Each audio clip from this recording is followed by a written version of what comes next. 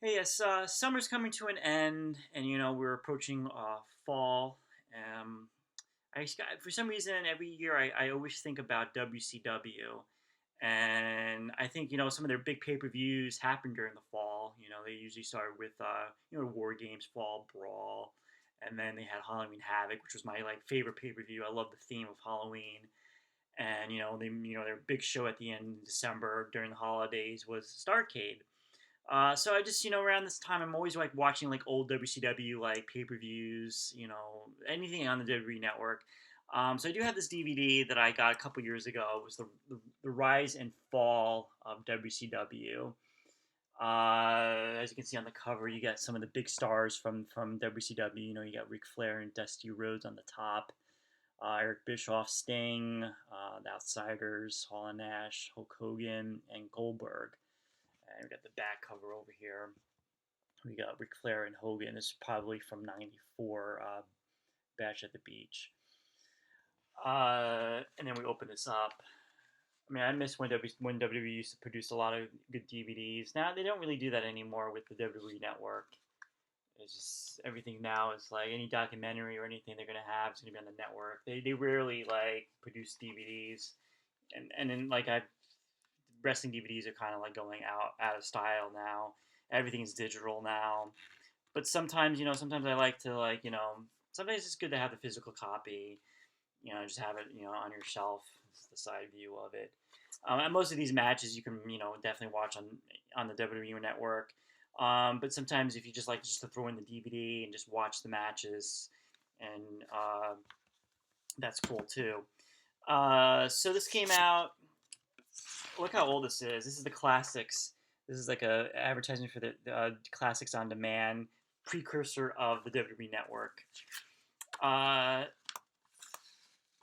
it's okay. So let's see what we got here. So this had the documentary. I remember being really disappointed with this documentary. It wasn't a very long documentary.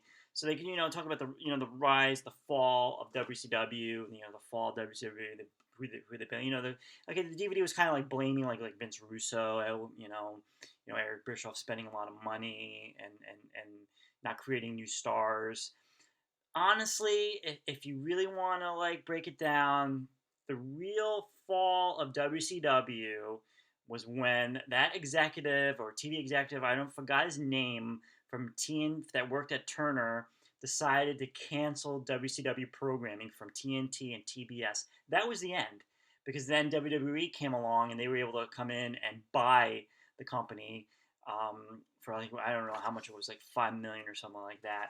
But if that executive never canceled WCW programming, I'm pretty sure Eric Bischoff, because at the time Eric Bischoff, this was back in 2001, was forming a team and they were going to purchase WCW, and they were in the process. They were pretty much really close in finishing that deal. But then when they canceled the programming, it was there was no point of it. So definitely that was. I mean, you could blame Vince Russo, you can blame Eric Bischoff. It was because of that executive at Turner canceling WCW. That was pretty much the fall of it. I mean, I know WCW was back then was really bad. The ratings were probably bad, but if you compare WCW from that 2001, 2001 to Raw now, I mean WCW back then was so much better. But you do get you get a documentary. Now, the WWE Network has a better documentary on the It's called, I think it's called the Monday Night Wars. It's like a series. Definitely highly recommend it, because it really goes over a lot of what happened during this period, and they do discuss a lot about WCW towards the end. So basically, you got the Jim Crockett Promotions. They talk about that. They talk about Crockett selling to Turner. Bill Watts era in WCW. That was in '92. They talk about Eric Bischoff taking control, Hulk Hogan arriving. That was a big thing. Nitro, the NWO, Cruiserweights, Goldberg. So they basically, I mean, it's a short documentary. I was kind of disappointed. I know that the WWE produced the Rise and Fall of ECW, another DVD that came out. That's a lot better. This one, the documentary, was very disappointing. But let's go through the matches real quick. So you're gonna get the Ric Flair versus Magnum Ta. This is from June 15th, 1985. Now, I highly recommend if you're a wrestling fan. Depending on what kind of wrestling fan you just started watching wrestling now, it might be hard for you to look back at like something from like the '80s. You might think that, oh man, this wrestling's like maybe boring, but like you got to look back. I find like like especially like NWA is such a big like contrast from WWE at the time. You can compare WWE as like almost like cartoonish, like superhero, like a comic book, and NWA of the mid '80s, like a lot of like dark, like I don't know, like more realistic, even though it's wrestling, but it's like more real to it, grittier. But Magnum TA, he was pretty much set to be the next big like world champion in NWA. Like the original plans were probably Starrcade '86 was Flair and Magnum TA, but Magnum TA suffered a car accident. Was it a motorcycle accident or a car accident? I don't know. He suffered an accident, and which forced him to retire from wrestling. But he was pretty much in line to be the big top babyface. Who knows what wrestling would have been like if he never had the accident. He beat Flair at Starrcade '86. He would have had that long to pile a long title run. And who knows if he would go to WWE. McMahon could have made a bigger star out of him. Okay, another match. This is a pretty good DVD because you got a lot of these matches you don't really like. You don't think about, and some of these like are pretty good. From the main event in 1988, you got Sting teaming up with Lex Luger and Barry Windham. So I guess this is before Barry Windham turned on Luger and joined the Four Horsemen against Ric Flair, Arn Anderson, and Tully Blanchard. Big six man. Then we get the Great American Bash. So again, July 10th, 1988, Dusty Rhodes against Barry Windham. So this is pretty much after Barry Windham turned and joined the Four Horsemen. Chi-Town Rumble, February of 1989. Ric Flair versus Ricky the Dragon Steamboat. I think I've talked about it before. The '89. Definitely need to check out the trilogy between Steamboat and Flair. I believe it was this Chi-Town Rumble, and then it was it was Wrestle War and Clash of Champions. So it was all like '89. They had some really good matches. I think they switched the titles. I think Steamboat won the title. I think the Clash or something. Then we get Wrestle War '90, the Rock and Roll Express versus the Midnight Express. They had such a feud in that early like NWA era. But like in 1990, you look at wrestling, like you look at WCW, how WCW like back in '88, the NWA was failing. The Jim Crockett promotions were like failing. They made some really bad business decisions. It was like it came down to like I remember they bought like a big like plane. They were making bad booking decisions, like venue decisions too. They were going to places that they don't normally went to. There was more beer. There were areas where it was more like WWE towns. Like for example, their '88 pay-per-view, which was the Bunkhouse Stampede. They went to Long Island. And that, New York, that area, Connecticut, that was WWE's territory. NWA was more like Atlanta, like the South. So that was like a big gamble. A lot of people also didn't like their style of booking. NWA is more of like a heel territory, so it's usually like the bad guys or the heels getting staying on top. At the time, in '88, throughout like the mid '80s to the late, it was Dusty Rhodes was the main booker, and maybe a lot of people complained that that he was like putting himself in the main events, because he's the booker, so he's having those matches with Flair, he's main eventing Starrcade and all that, and they did an angle where I think it was like '88, where the Road Warriors, they turned the Road Warriors heels, and the Road Warriors attacked Dusty Rhodes. This was like their Saturday morning show, and they took like a spike and they drilled into his face, and like blood everywhere. And I guess the Turner executives or like TBS executives did not like that, so they kind of fired Dusty Rhodes from Booker. And that was pretty much the end of Dusty Rhodes because like he didn't really stay there as a wrestler. He went on to WWE in '89. So we got, and then we also got like from 1990, the Midnight Express versus the Southern Boys.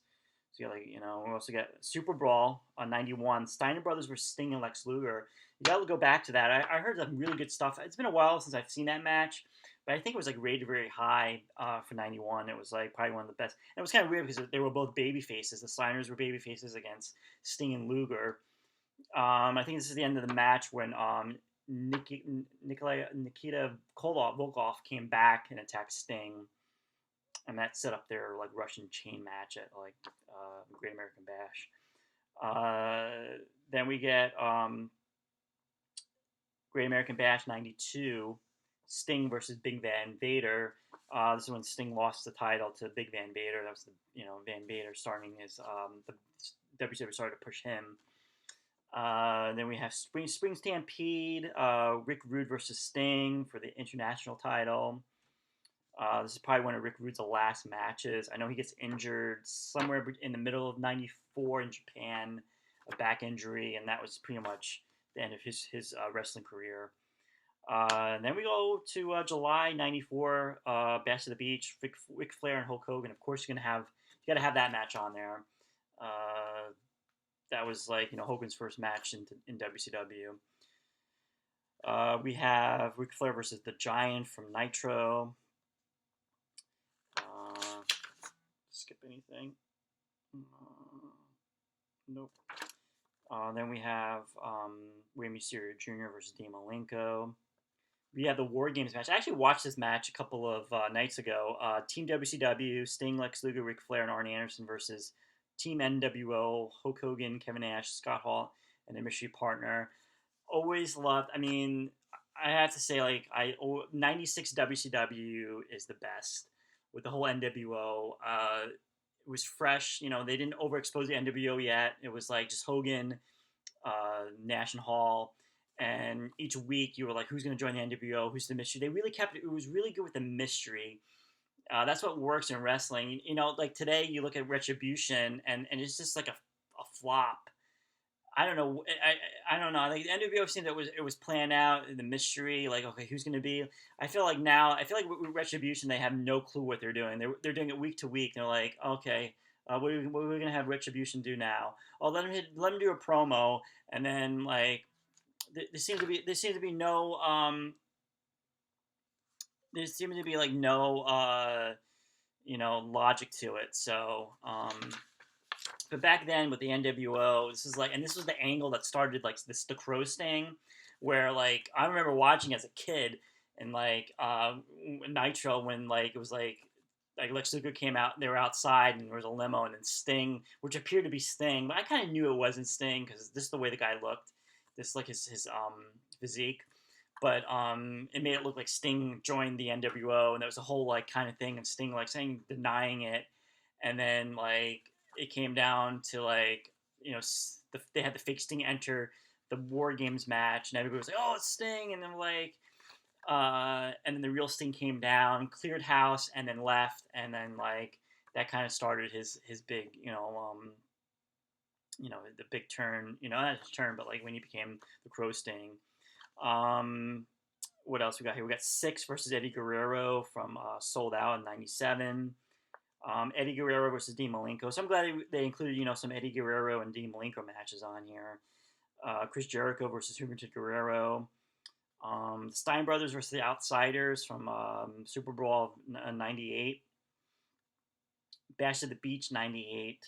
Diamond Dallas Page, Karl Malone, and Hollywood versus Hollywood Hulk Hogan and Dennis Rodman.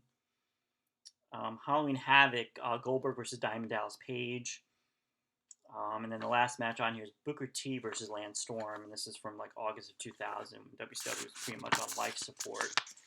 So it's a pretty good DVD to walk down memory lane. But like again, the WWE Network, the thing with WCW is that the problem with WCW was like, again, it started with the Crockett's, and they, making bad business decisions, and it was time for them because they bought, like, Bill Watts had Bill Watts had Mid South Wrestling, and I think he changed it. He changed it like during like I think '86 or '87. He changed it to like UWF, Universal Wrestling, and he was going under, and he was selling. NWA bought that company. They might have paid a little bit more than what they should have, what it was worth. That really put them in the red. And Turner, Ted Turner always wanted WCW, always wanted wrestling on the network, on TBS, that 6:05 time. Always brought him good ratings, so he didn't want. I guess he wanted to keep the wrestling on the station. So Turner came along, and they purchased and they formed WC World Championship Wrestling, and they never really put the right person in charge of that company. They had, I think the first guy they put in charge was Jim Herd. And if you ever listen to any interviews with Ric Flair or Jim Cornette, no one seems to ever have any nice things to say about this guy. Jim Herd was like the worst. Not a wrestling guy. I forgot what they said he worked at Pizza Hut or something. But like he was not a wrestling. He made horrible decisions and really caused WCW to fall back. And then they got Bill Watts in '92. If you watch WCW from '92, this is when they got rid of the mats around the ring. The arenas were dark, didn't put much light around the crowd.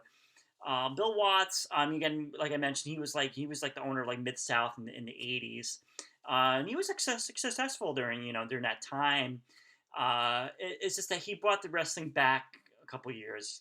The thing is, like, he wasn't making it a current product, and the way the presentation felt like it was like shot like in like making it more like '70s, early '80s wrestling, and it just didn't work out. I think once they brought Eric Bischoff, and they promoted him to executive producer, things started to change. Bischoff made cutting the house shows, but the biggest thing that Bischoff ever did was bringing in Hulk Hogan, and the Hulk Hogan was a big thing for WCW. Also, like, the NWO was like a big thing too. I mean, that really changed the wrestling. I mean, I don't think the NWO gets enough credit. Then like a lot of times, WWE kind of rewrites the history now, and they, and it's NWO wasn't really a Vince McMahon creation, so it's not looked upon as like a big wrestling like thing. But really, in my opinion, the NWO was really helped. Back in '96, you talk about wrestling, you talk about WCW, in the '90s, the early '90s, wrestling was kind of on downfall. You had the wrestling boom of the mid '80s. WrestleMania 1. You had the Rock and Roll Wrestling Connection. Wrestling was on MTV. Cyndi Lauper, Mr. T. It was branching out, and then the '90s came along, and things just started to there was like a downfall of it, and it wasn't really popular anymore. You got to watch, WWE was going through financial problems. They were trying to find the next Hulk Hogan. Things were not working out. WCW, I mean, they were able to get Hulk Hogan, but still '94, '95, the product was not really good. Dungeon of Doom, horrible. I'm making this video way too long, but it was in '96 is when when things started to change for them. But yeah, I don't know. I always during this time period always thinking about WCW and watching some of their pay-per-views. I highly recommend someday just watch it, especially if you're a new wrestling fan. Definitely start just definitely go back definitely '96, summer of '96, all the way until like the December. WCW put on some really cool shows.